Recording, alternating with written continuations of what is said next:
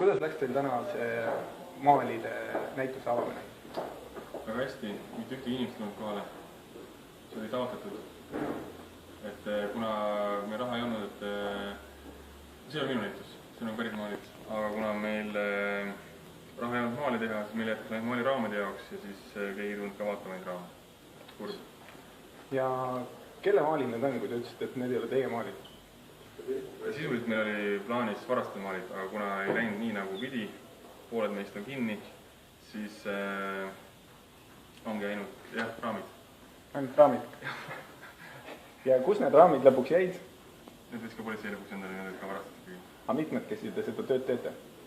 Oleneb neljakesi. Ja kas teile meeldib see töö, et reklaamite maale ilma vahepeal raamideta? Vahepeal saab puhkamas käia nii-öelda kirjutas ostus. Ja mis on teie järgmine projekt? Eks see tuleb seal kardinatudega kõige paremini nii-öelda, seal on palju kambamõi jõmme, kellega arutada.